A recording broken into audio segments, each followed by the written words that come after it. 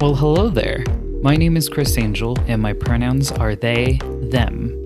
Welcome to Allyship is a Verb, the LGBTQ plus podcast that explores and humanizes practicing allyship for the LGBTQ plus community and beyond. Hi, my name is Richard Follett, and I use the pronouns of he and him. Wow, this is the official kickoff of season 2. Some of y'all reached out to me to let me know you missed having new episodes to listen to, which was incredibly sweet. So thank you. I always appreciate hearing how the podcast, an episode, or particular guest moves you. I will say the break was nice so I could clear my head and have more time for me.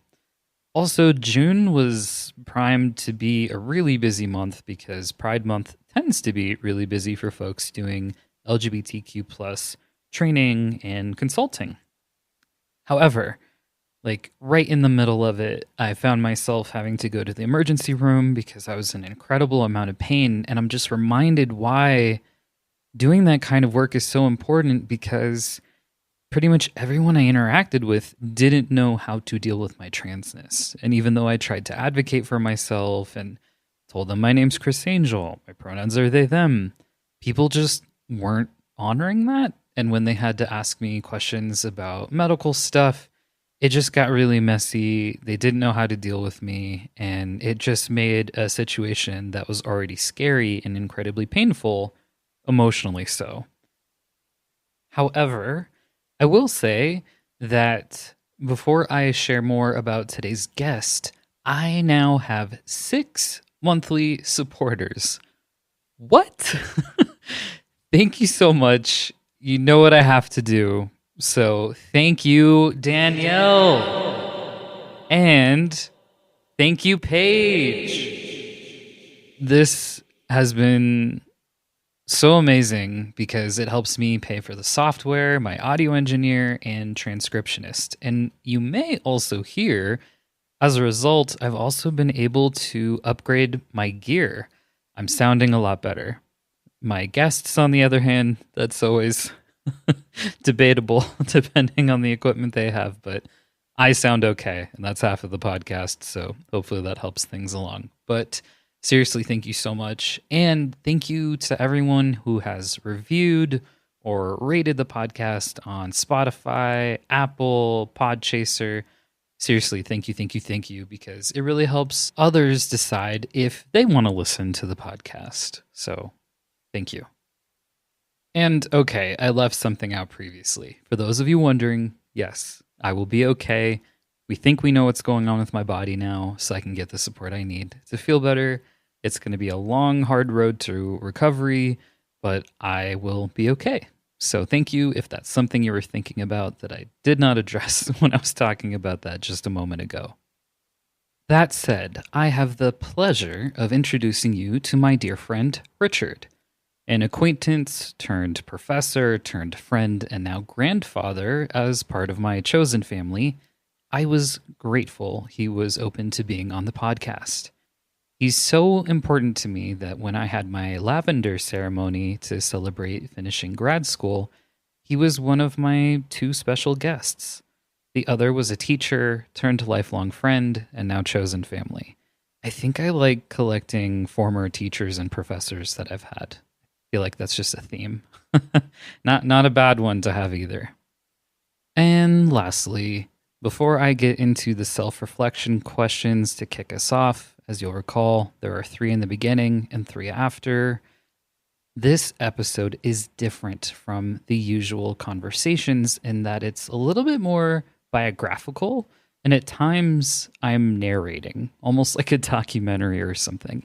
It's just how this one turned out, folks, so hopefully it still piques your interest, but that's what you're going to be working with this time. So let's go ahead and dive into the first 3 self-reflection questions. Number 1. How old is the youngest person I know? The oldest? Number 2. Do I have people from various generations in my life? Number 3. Do I believe that people can be both gay and Christian?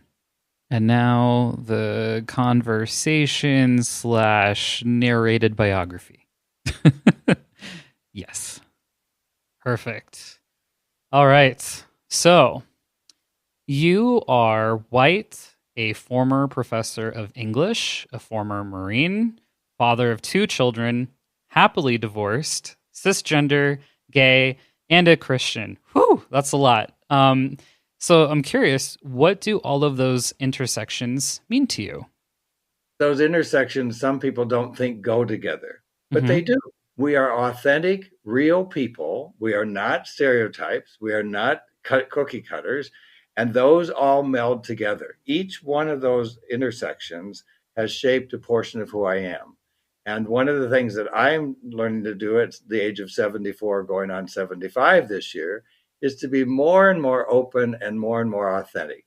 This is who I am. What you see is what you get. So that's how they meld together. They've all informed pieces of my life. There's one painful piece, and the painful piece is being the father of two children, in that I lost my children due to homophobia after the divorce. I was happy with the divorce. My ex wife was happy with the divorce because she's now married to the man she was in love with in high school and wanted to marry before me. But after X number of years, they drifted away and I lost contact with the children. So that's painful when I think about it. So mainly, I don't think about it. I was born in 1947.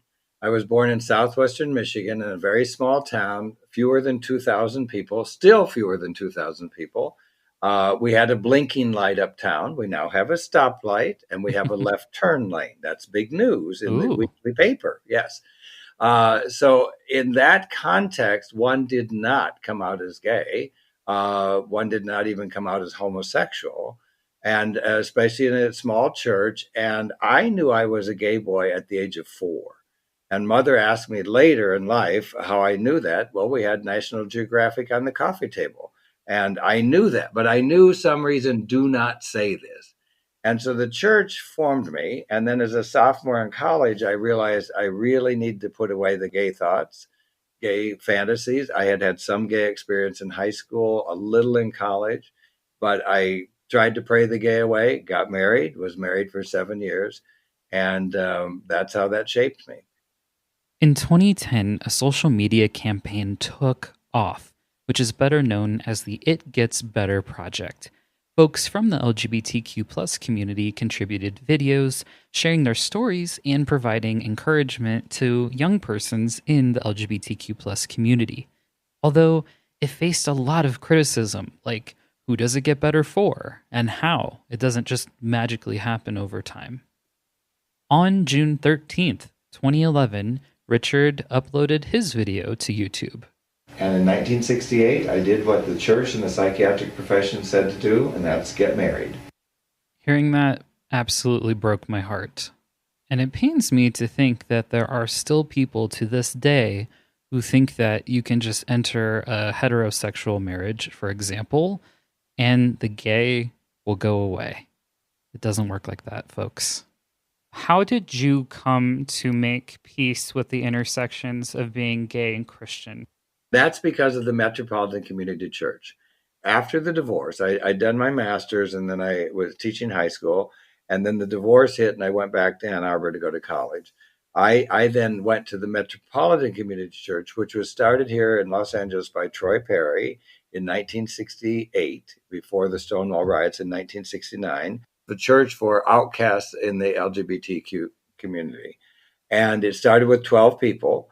So I started going to the Metropolitan Community Church in Ann Arbor while I was doing my doctoral work. And I married my sexuality and my Christianity very much through that. I had been thrown out of a heterosexual church in Miami, Florida for being gay. Actually, I wasn't totally thrown out. I wasn't totally thrown out. Let me clarify that. It was the first Sunday service in November of 1978 or 79. I don't remember which. It was when Anita Bryant was on her Save Our Children campaign to save people against people like me. Okay. And I was directing the church choir. There were 35 in the choir, 300 in the congregation. The pastor interrupted the service at the offering time and said, "Now, Tuesday we have a vote coming up. And we can't take a position on candidates, but we can take a position on issues. And so he had the ushers come down the aisle and they passed out Anita Bryant's hate literature of Save Our Children. I had just finished the choir anthem and I was sitting right behind him. And I thought, oh my goodness, what do I do now? Because that no vote on Tuesday is against me and my community. I said, Pastor, I need to see you on Monday. He said, Monday's my day off. I'll see you Tuesday morning. I said, no, I need to see you on Monday. Very important. I have to see you before you vote. So he said, come see me at 4 o'clock Monday afternoon. So I did. And I said, when you vote on Tuesday against gay rights, you're voting against me. And he looked at me and he said, wait a minute. You're a Christian. You were married. You have 2 children and you were a lieutenant in the Marine Corps. How can you be gay? And I said, this is what God made me to be. And I said, why would you do that to the church? I know there were at least 4 other people in the church who were gay and lesbian. He said, well, now that you've mentioned it, now there's 7 of you. I said, why would you harm 7 of us in front of 300 people and throw that? Well, because the Bible says. And I said, that's your reading of the Bible. That's not the only reading of the Bible. Then he said, well, you can no longer be the choir director. However, we are having special weeknight services for the next 10 days. Would you stay for those? And I looked at him and I thought, yeah, provided you don't tell and I don't tell. He said, well, I have to tell my wife, Jan. So we went over to the house and had dinner with his wife and 2 daughters, as I recall. That next night, though, at the worship service, his wife she was the piano player. She was crying at the piano through the whole service. And so he had told her, obviously. The night after that, the board members were looking at me as I was leading the music very strangely, just these weird looks like, who is this person? So after service, the pastor and I stepped outside and I said, Pastor, you know the word covenant? He said, covenant, that's an important word in religious studies. I said, did you tell the board? He said, well, I had to. I said, you broke the covenant. I kept the covenant. You will not see me again. He had told me I was still welcome to come to the church if I sat in the back 5 rows, and I was instructed, you may not speak in the Sunday school class because you know too much and you challenge things. At this point, Richard said thank you very much and started going to the Metropolitan Community Church. Now, years later, that pastor's daughter came out as a lesbian.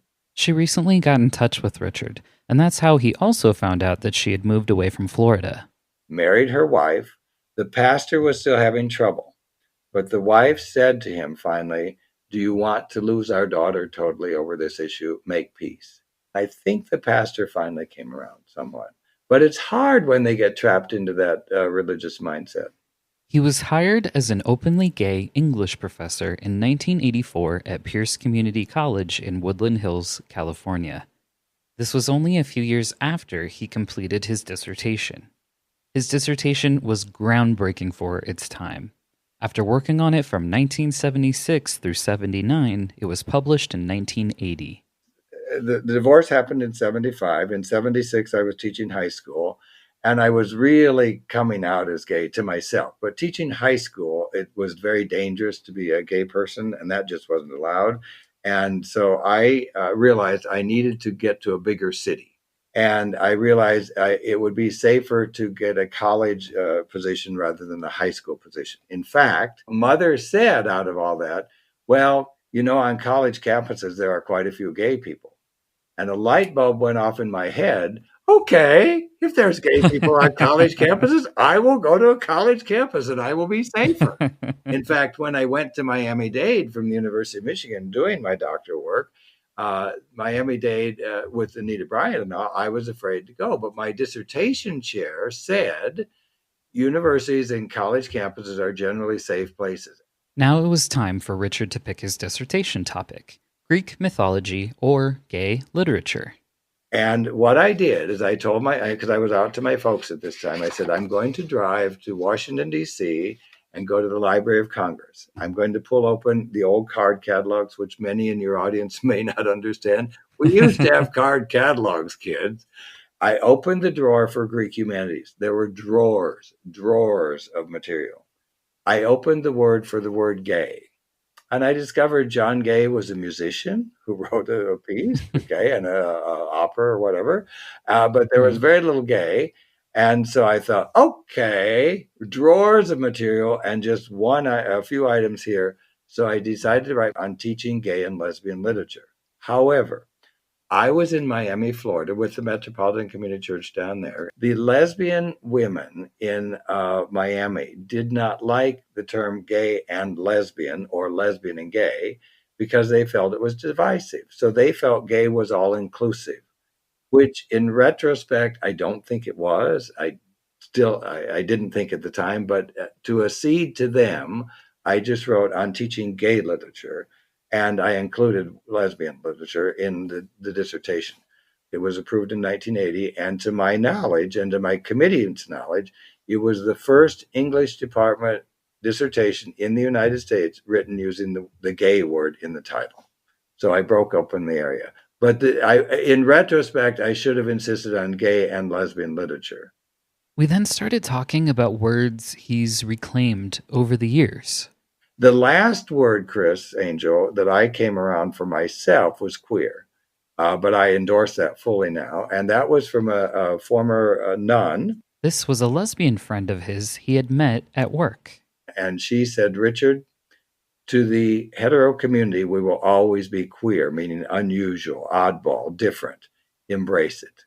So I have. I like it. I don't mind the word fag within the community with very close friends. I don't mind. Mm-hmm. Fag, get over yourself. Queen, stop it, okay?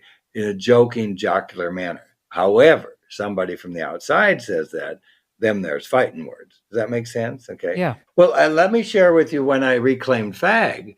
I was on my way to Metropolitan Community Church in Miami, Florida. And so I was coming up the steps toward the church in these nice big wooden oaken doors to open those. 4 people were in a car and just happened to be driving by. And they yelled, hey, faggot, faggot out. And I thought, oh, how do they know? And I went in and I was very shaken up. Luckily, someone he knew was already in the church.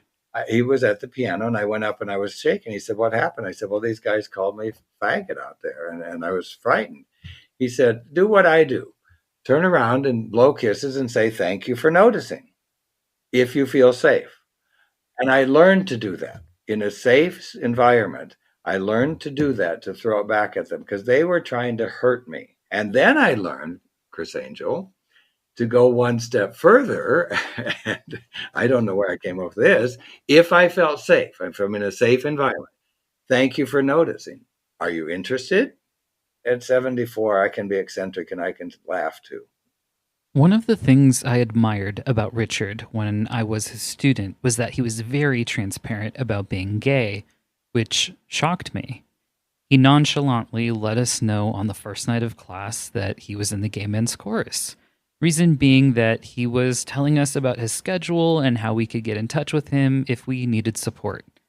He said this to a completely packed room with students even jammed in the doorway, hoping to get a spot in his course.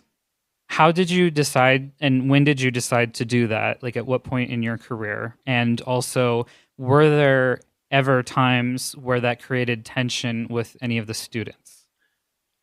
Thank you. Thank you. Yes, I don't want to pat myself on the back too much. However, my classes always filled up the first day of registration, always, both in person and online, always. And the department knew that. I also set the record at Pierce College of having 147 people on a waiting list for a class that was already full. Our admissions dean finally said, we got a cap wait list at 20 people. And so I would always have a crowd of people outside on the first day of class, day or evening, whatever, waiting and wanting to get in. And they would do that. And so that's why I would go through that litany.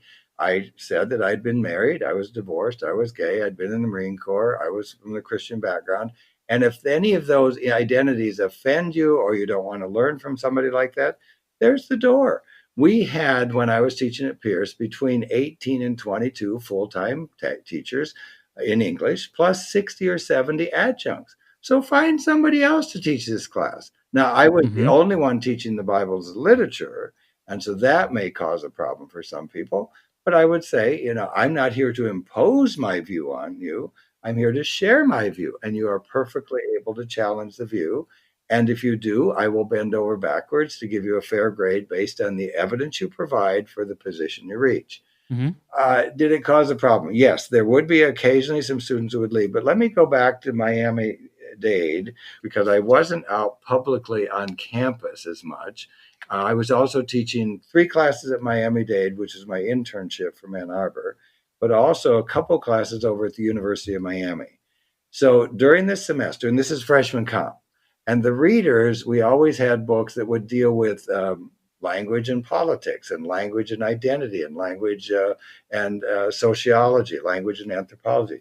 So I would take a point, usually midway through the semester, where we'd talk about language and identity. And so I would say, let's take a controversial term such as homosexuality.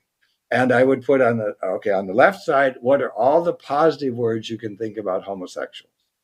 And on the right side, all the negative words you can think about homosexuals. And we're using homosexual inclusively to include the lesbian community. Unfortunately, the trans community was rather invisible to me in those days and to many people. And now I regret that we didn't include the whole alphabet that we had. So what we would see is very few positive words and a whole bunch of negative words. And then I would turn around. And again, this was after 4 to 6 weeks, maybe 8 weeks that I'd been working with the students. And I'd wave my arm and say, now, which one can I call myself? Mm-hmm. And the class would go silent. And they would, you? And what happened was, Chris Angel, at the end of every semester, you may recall, I did a 1-page handwritten, or typed preferably, so I didn't even know the handwriting, unsigned course critique that I would put in a manila envelope and not read until the grades had been turned in. Those are called course critiques to help me improve my teaching. And I'd have say one thing you liked about the course. If you couldn't think of anything else, as the damn thing came to an end. Okay, I'm done. I'm out of here. And one thing about the course that I could improve. And one person wrote, you're obviously uncomfortable with your sexuality because you made such a dramatic deal about it. Mm. That was not my intent at all. My intent was to get to know people, because I had students who said back in the 80s when 70s when I was in Miami, Florida, I had people who say, I never met a gay person in my life. And my response was always, yes, you have, but you don't know that you have. Mm-hmm. And you won't know because of your attitudes that will prevent them from coming out around you. Okay, because they're afraid and they don't want to be attacked. And so they're hiding that part. We are hiding that part of our lives too. You know somebody. But the students saying I did it too dramatically made me think. And so I thought, okay, opening night. And that came very much out of the wonderful work our sisters did in the feminist community. The feminist community, you name things and you authentically, the feminist mantra was the personal is also political and the political becomes personal. So I would do it that way and just list it. Were there some students who didn't take my classes because of that? Yes. Now we have these don't say gay laws. Oh, good point. How would you handle that today? I'd say it. And they can fire me. And let me share that with you. Okay. And then that's one reason I got out of high school teaching. So my objection to the don't say gay laws, well, first of all, I think our community has been incredibly wise in giving it that label, because that's not what it was called. But when it's referred to in the news, you have to say the word gay to say don't say gay. So that's great. We won on that battle. But when a preschooler or up to 3rd grade, because that's what the law affects in Florida, comes to class and says, I have 2 mommies, the teacher can simply say, yeah, that's what our society has, 2 mommies. The teacher doesn't have to go into what mommies do in their bedroom. Teachers don't have to go into all the details. It's just, yeah, you have 2 mommies. This person has a mommy and daddy. This person has 2 daddies. Of course. This person may have 3 daddies or 3 mommies or whatever, or 2 mommies and a daddy, because we know there's a lot of divorces and blended families. Why can't we just openly discuss it? So I would be fired in Florida, probably. Yeah.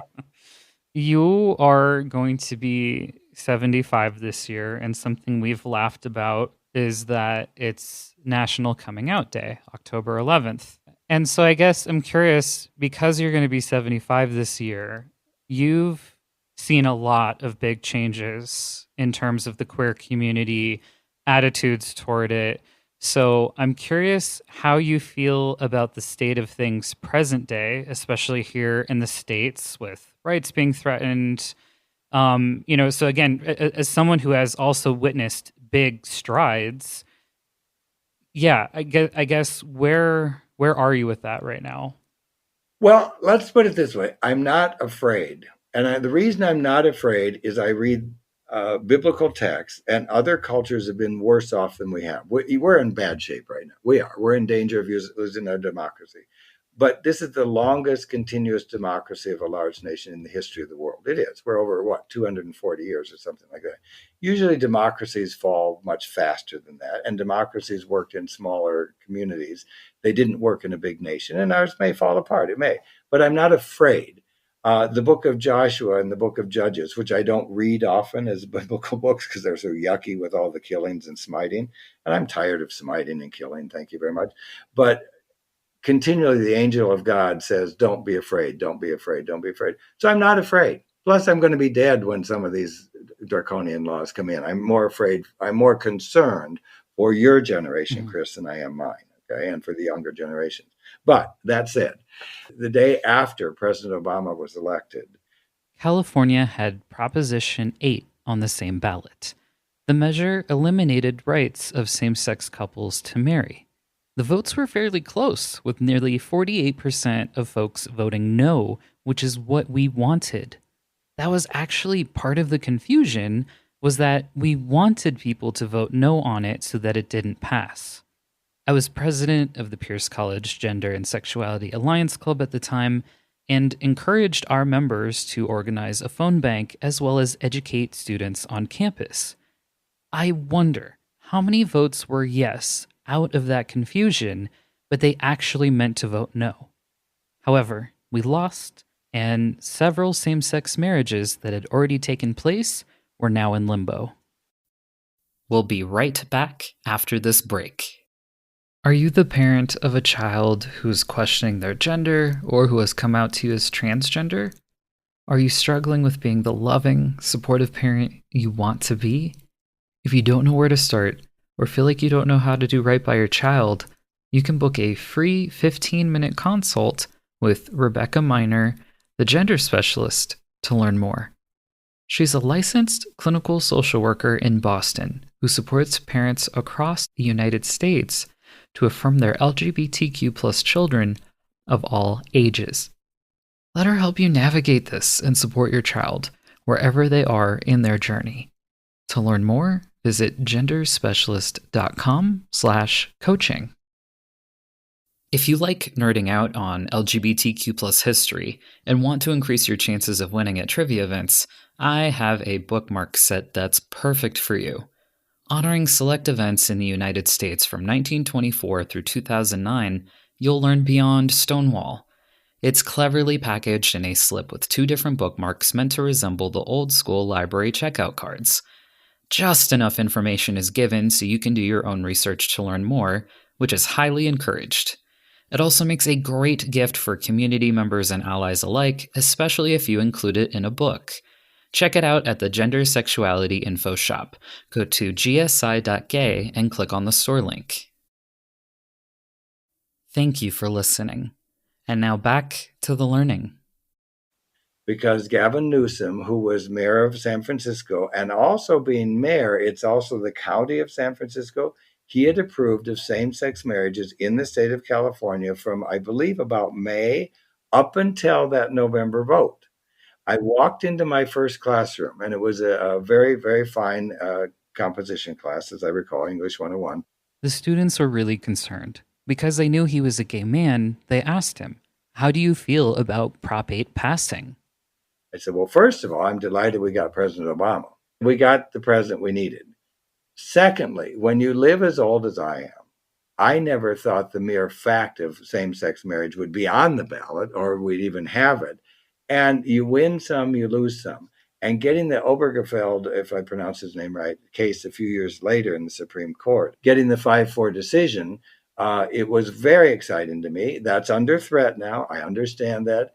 But I think I have a very good friend of mine at Pierce College who taught philosophy and also finance. She has said if Roe versus Wade falls, and if the voting suppression continues so much, there will be such a huge backlash of people of color and women's allies coming out that we will sweep these fascists out. I hope that's true. And I think it really depends on this election this November and the next election 2 years from now, that's our time to do it. I also am very, very excited with the January 6th hearings that I'm watching on TV. And the beauty of those is that the committee has decided to use Republicans against Republicans. Because when I was raised in the Republican area. I voted for Richard Nixon twice. I voted for Jerry Ford because I was trying to be straight and Christian and all that stuff. I'm still Christian, not straight, okay, Right. not Republican anymore. But there were, at one point in our history, Eisenhower was a Republican. Okay, so there were people who were decent Republicans. They didn't go as far as we Democrats want them to go. Well, and I think that's what's scary about this right now and what's happening. And, I'm going to be 35 this year. So, like you said, this is stuff I'm in the thick of. And I think just seeing it'll pop up one place, right? The don't say gay law. And then it pops up in several states after that. It's like this domino effect. And then you start seeing, right, the anti trans legislation specifically saying that girls cannot be in sport and there needs to be genital inspection and testing and all of this, or outright making it so that if a family in Texas, for example, is being affirming of their trans child, etc., like it feels different, right? So I mean, there have been some things I've seen in my lifetime, like when we were uh, dealing with Prop 8 and other things have happened in my lifetime alone, but the sheer amount of how many things are popping up, it feels a lot like whack-a-mole. And so like I'd be lying if I didn't say that I'm scared, because it just feels like the tactic there is to over like whelm us, because I can just barely handle when another thing pops up. But it's just coming from everywhere. That's how it feels. I'm so delighted you're saying it that way because yes, and I validate the fear. I validate being scared. I do because I've been scared at times in my life too. Hmm. Courage is working through the fear anyway. And I learned that very clearly in the Marine Corps. I've learned it also when I was a closeted gay man. You act anyway. The hell with them, and this is going to happen. For example, I had a death threat at Pierce College. He had failed English literature twice, so he came over to take the class with me at Pierce. He failed there too. He gave his home phone number to students so that they could reach him with any questions about a course. This was also a time we weren't using email and the internet nearly as much as we are present day. And he said, "You better watch your back, buddy." And so I walked around campus for a couple of weeks thinking, I might be shot. But you go anyway. You do it anyway. Yeah. Early on, it was somewhat fearful, but later on, it wasn't, other than this death threat that came in from the student. Mhm. And I notified the campus police and the deans and all that. You have to learn to live through it. At least I had to learn to. Not everybody does. Not everybody does. Mhm. But to surrender to fear, it means they win. And we don't allow that. We don't allow that. And let me back up. My first coming out here in Los Angeles, there were two films that came out.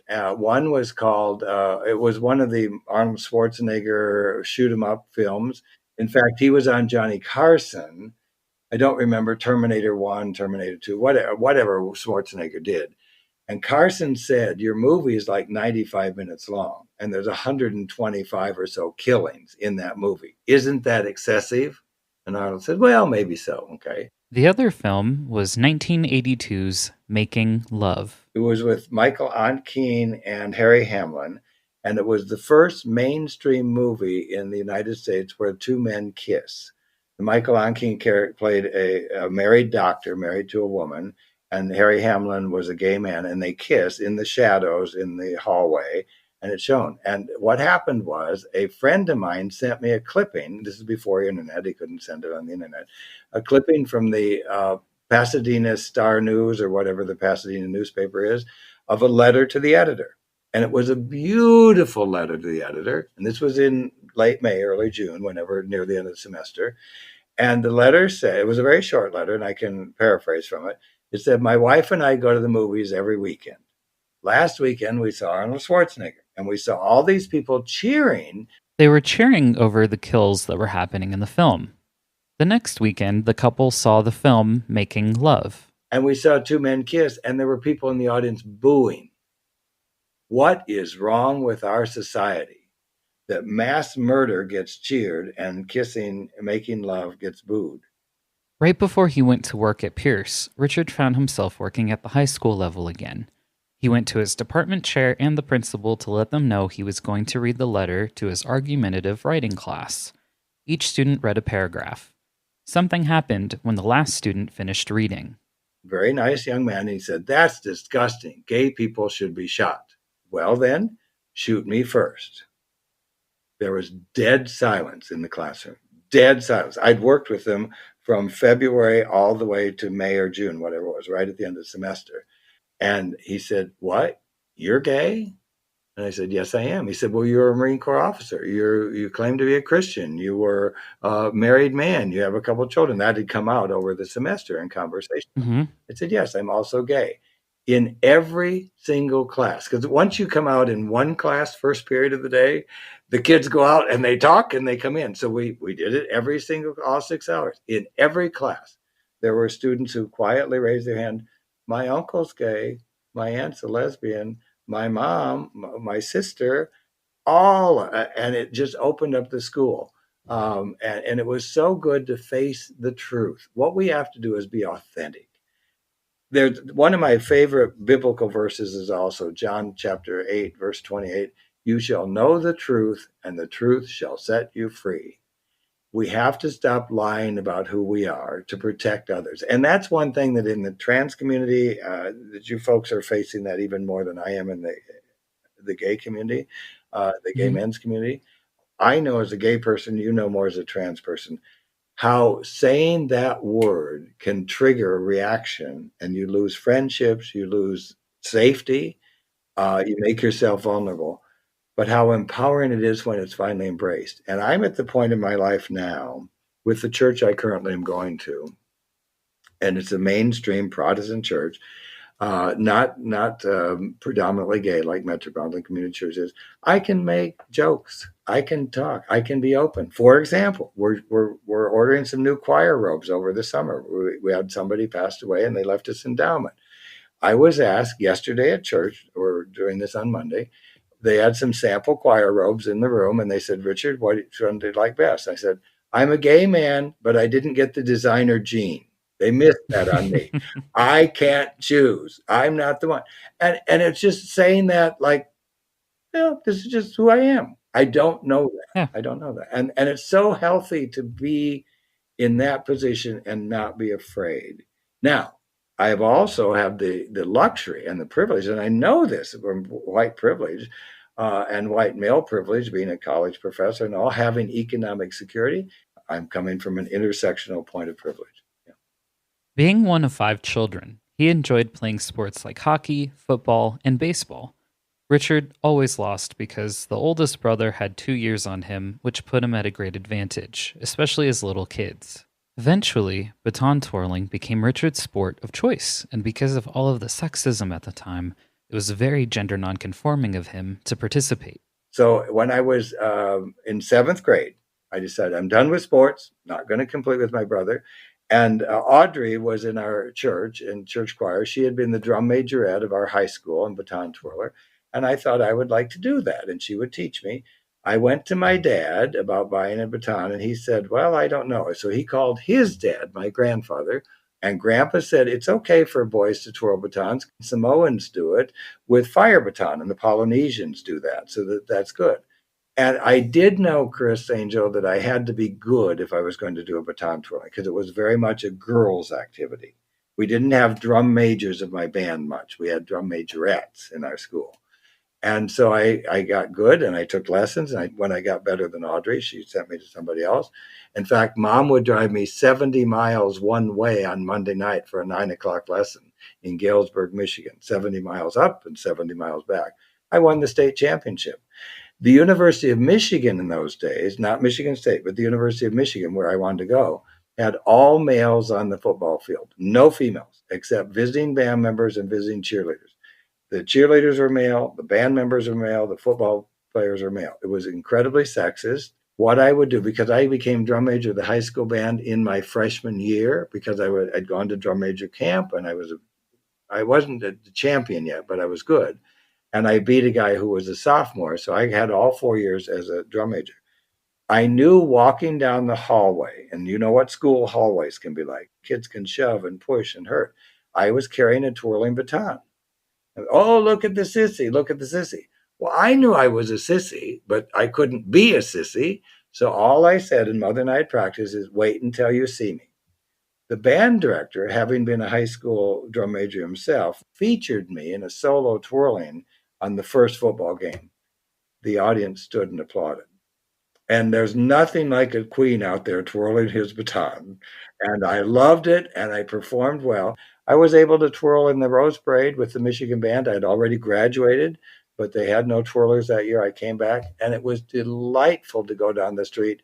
By the way, with all due respect to you, my friend, we were playing USC, and they beat us that year. We were booed by the USC fans all the way down the parade route, and we were cheered by the Michigan fans, and I loved it all. Loved it all. Yeah. There's been a few times now I've had conversations with people who have felt like they needed to be the best at whatever it is that they do, myself included, especially when representing any marginalized group. So I asked Richard if that's been a common experience among him and people he cares about. Oh, yes, yes, yes. For protection. That if we're going to get fired when our sexual orientation comes out, we would be so key to the organization that they really feel the loss. For example, I won every single teaching award available at Pierce College, and I won California Teacher of the Year.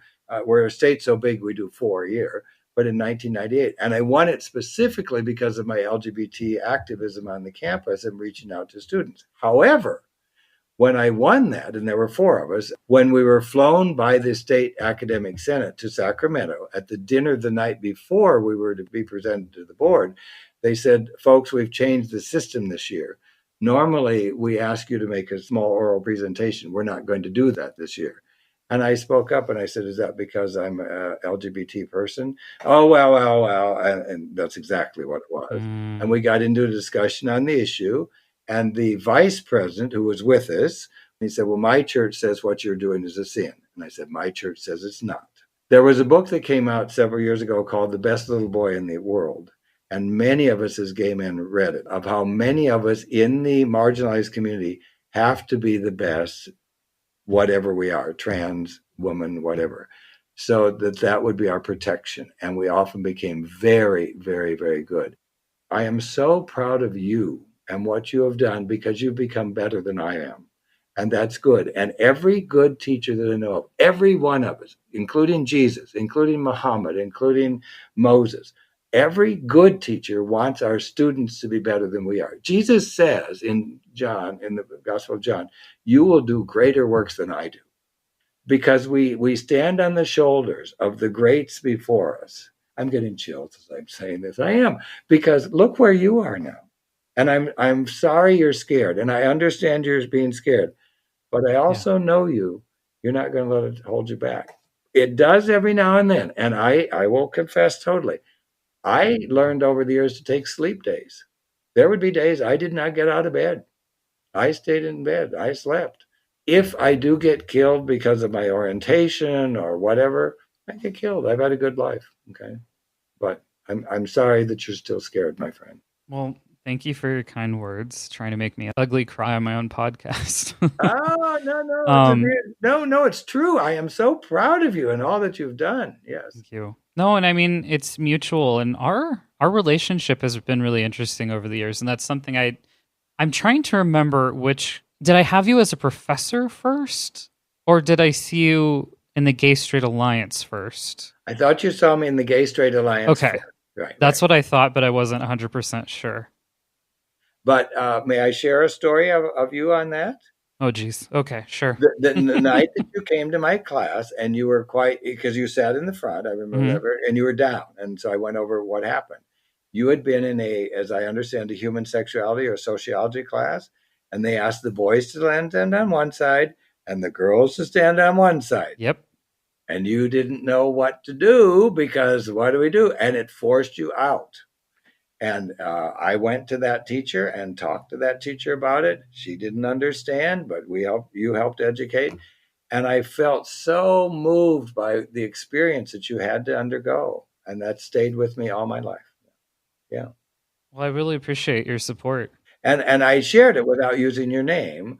I shared it with faculty members, and people said, "Oh, we never thought it." Well, of course we didn't think about it. Well, that's why I'm proud of both of us because we've known each other a long time now. My best guess is around maybe 2007 or so, I think was when we first met. I think it was about that period.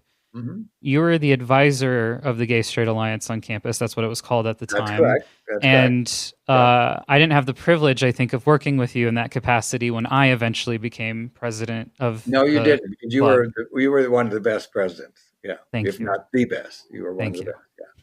I left the group when they wanted to become only a social group, which was fine. Social is Yeah. important, but they wanted to do dances and social events. They didn't want to do any political activism, and I said, "That's fine. That's fine." So I stepped aside. Yeah, and the group every year would rename itself. Then that's fine too. We ended up doing a lot of work together Oh because we yes, would go to conferences we did and speak. the California State Conference. Yeah, yeah. We did panels on campus, and you were just like incredibly supportive of me. We weren't without our tension though, and I'm only bringing this up because you and I have had some tension in the past, and part of that was around my pronouns because one of the things I'd asked of you was to help me to get scholarships and things like that. Like I needed letters of recommendation.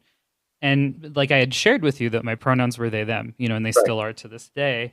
And it became a sore spot between us for a very long time. And I remember you wrote the letter of rec. You were happy to do it. You were thrilled to do it. You asked me to come to your office. We wrote it together, but then you had to keep just saying my name instead of any pronouns because you just couldn't get on board with the they them pronouns. That's correct. But that's changed. Yes, it has. I did it because as an English major, saying they with the verb became confusing. If I know they is coming over, then I prepare food for one. If they are coming over, I need to ask how many. So that was the trap of English grammar that Mhm. doesn't have a singular for the word they. Now, the word you, if you look historically, you used to have singular you and a plural you, and the pronoun could be you is or Mhm. you are, depending on that. And I thought maybe in the community it could go that way. But I've abandoned that and I've grown and I've learned.